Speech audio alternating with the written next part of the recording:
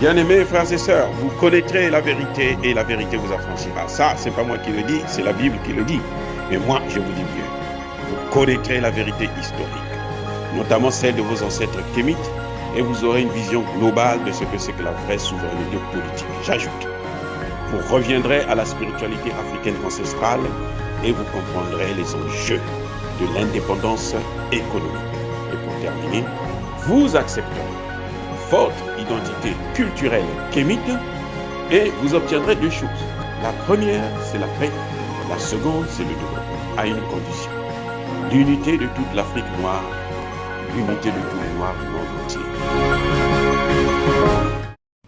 Otep à tous, bienvenue sur la chaîne des panafricanistes par essence, par conviction et par excellence.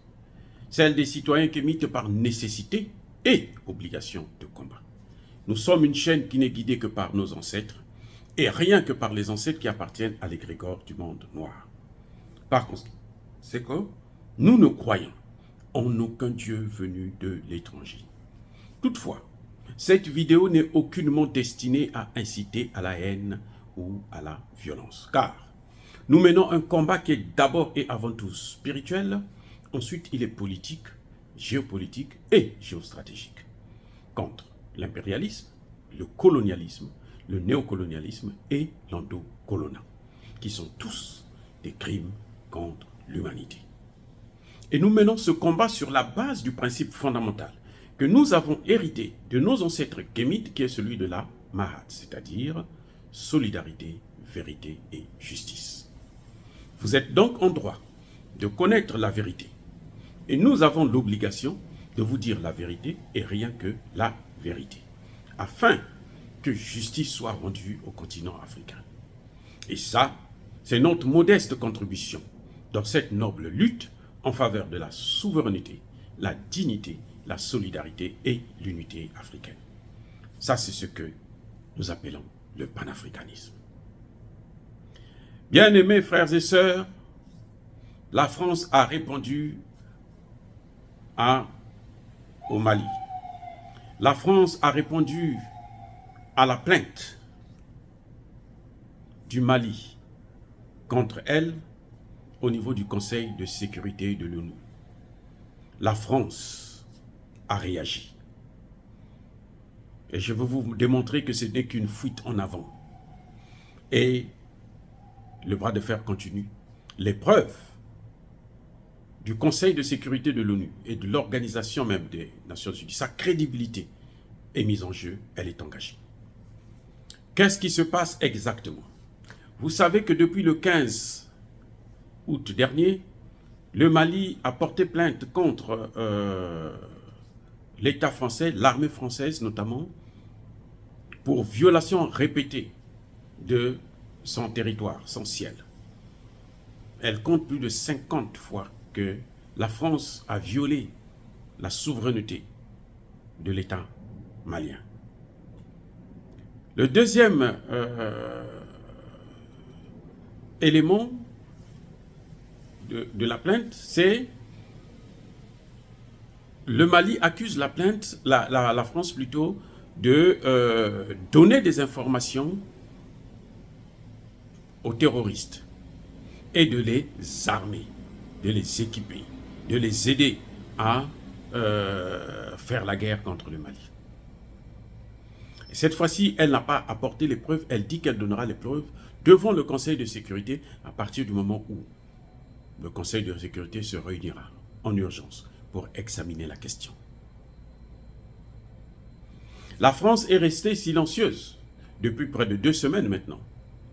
Et aujourd'hui, elle a réagi. Quelle est la réaction de la France? Eh bien, c'est une fuite en avant.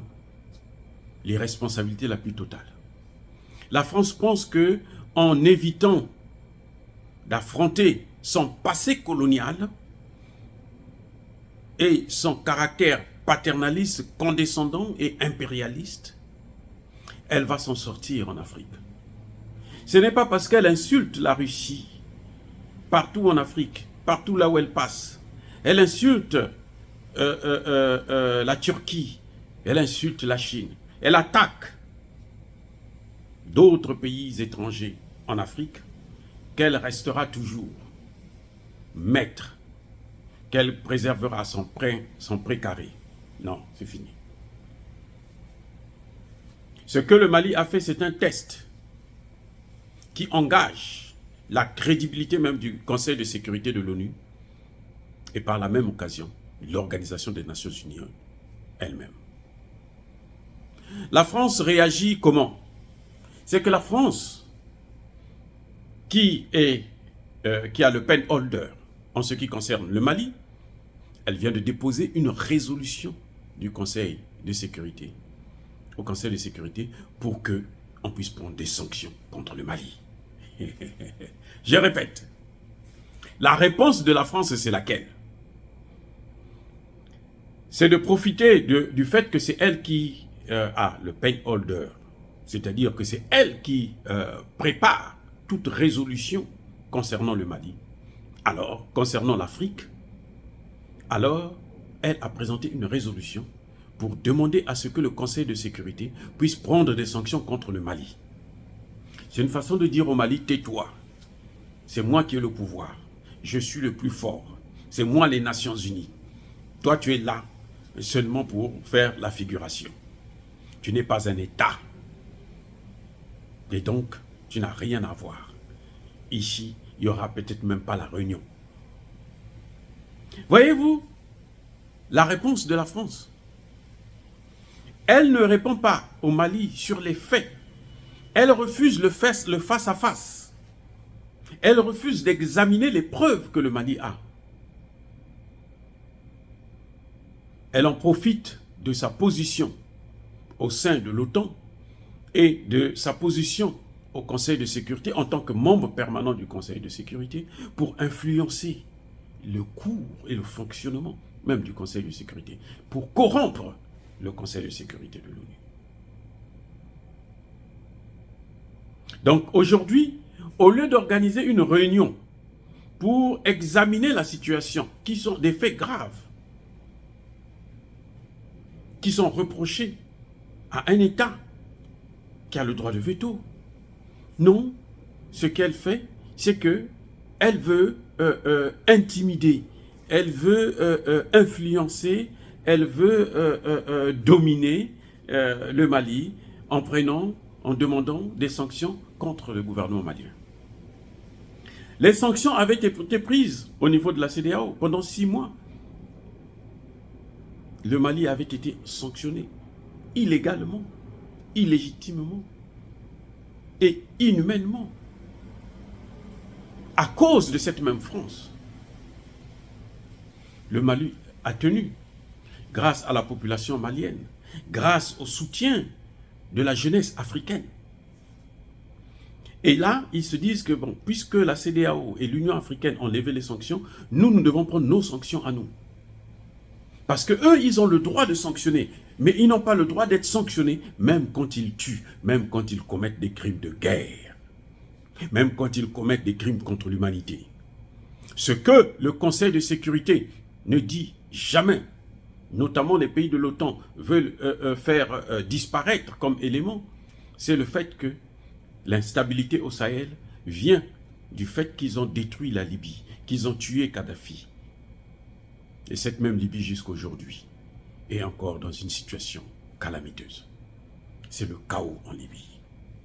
Voyez-vous, la réponse d'un État qui se dit respectueux des droits de l'homme, où il y a une justice, cette réponse, c'est une réponse violente. C'est une réponse par la guerre. C'est pour ça que vous voyez que tous les pays africains, le Congo, le Centrafrique, le Mali, ils sont sous sanctions, sous embargo. Là, c'est sûr qu'ils vont prendre encore, décréter un embargo contre les armes, contre la nourriture, contre je ne sais quoi, au Mali, parce que la France ne vit que par le pillage, par la destruction des pays africains. La France est une sangsue. C'est-à-dire quand elle s'accroche à vous, pour l'enlever, vous devrez enlever même une partie de votre peau. Mais tant qu'à faire, quand une censure monte sur vous, là, vous n'allez pas la laisser traîner là. Vous allez l'enlever, quitte à ce que vous puissiez sacrifier une partie de votre peau. Et c'est ce qui va se passer pour la France en Afrique. L'empire qui ne veut pas mourir va finir par mourir. Et quand elle va mourir, elle aura du mal à se relever sur le continent africain. Elle a le soutien, elle bénéficie du soutien des États-Unis, des pays européens. Parce que tous, ils bénéficient, ils se partagent le gâteau africain, les matières premières africaines, qu'ils pillent. Mais le jour que la France sera évincée, ce qui ne saurait tarder, ce qui finira par arriver, qu'on le veuille ou non, si ce n'est pas nos enfants, ça va être nos petits-enfants, nos arrière-petits-enfants. Et là, ceux-là ne négocieront pas avec la France pour lui permettre d'avoir encore une partie de ce gâteau. On laissera tout le monde prendre le gâteau, sauf elle. La France n'a pas compris jusqu'aujourd'hui que si les pays africains soutiennent la Russie, soutiennent la Chine, soutiennent les autres pays de puissances émergentes, c'est parce que ces puissances-là ne nous ont jamais colonisés. La Russie, jusqu'à preuve de contraire, n'a jamais colonisé un seul pays africain. Ce que la France ne peut pas dire. Quand la France dit que la Russie est un pays impérialiste, les Africains rigolent. Ils tombent par terre de rire. Parce qu'ils se disent, mais la France se moque de qui? Pire, lorsqu'elle dit que c'est la Russie qui nous demande à prendre ses actions, c'est comme si elle oublie que nous sommes des êtres humains et que quand on nous frappe, nous avons aussi mal. Quand on nous pille nos matières premières, quand on nous appauvrit, nous souffrons, nous pleurons et beaucoup parmi nous meurent à cause de la politique française. Et ça ne laisse indifférent aucun panafricaniste, aucun Français, aucun Africain sérieux. Et c'est ça qui entraîne le sentiment anti-français, qui ne cesse de grandir. Aujourd'hui, même l'Europe est attaquée à cause de la France. Quand on brûle le drapeau européen, en fait, c'est parce qu'il y a la France au sein de l'Europe. Sinon, les choses seraient peut-être différentes avec d'autres pays européens. Parce que l'Angleterre, qui avait des colonies, a donné un peu plus de pouvoir à ses anciennes colonies. L'Allemagne, qui n'a pas de colonies en ce net moment, est la première puissance de l'Union européenne. Et nous nous en félicitons. Mais la France, elle ne vit qu'aux dépens de ses colonies. Et elle ne veut pas que nous puissions nous en sortir, que nous puissions lever la tête. Elle a toujours le bâton. Elle est là comme un épée de Damoclès sur nous. Mais, jusqu'à quand? Tout empire finit par disparaître. C'est le mot d'espoir que je donne à cette jeunesse africaine, qui est debout, qui est décomplexée, qui n'a pas peur de cette France, qui n'envie pas cette France, parce qu'elle sait que cette France vit grâce à nous. N'oubliez pas que nous donnons à la France chaque année 500 milliards de dollars. Cadeau pour sa survie, pour nourrir les clochards, pour payer les chômeurs en France, pour investir dans la sécurité sociale et autres. Mais ça va prendre un fin parce qu'il y a un temps pour tout. Oh, bien-aimés frères et sœurs, est-ce que dire cela, c'est inciter à la haine ou à la violence? Non. Nous sommes une force tranquille. Yaba kolerve yamaleme. Soyez bénis par le Dieu de Kémite. Je persiste, je signe, j'assume. J'ai dit.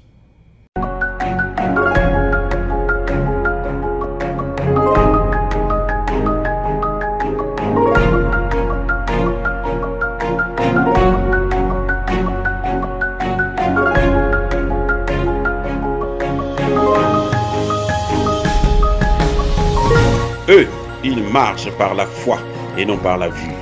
Mais moi, je vous conseille vivement de marcher par la connaissance scientifique et historique, notamment celle de nos ancêtres kémites, par les cinq sens et par l'intelligence. À vous, à Pierre.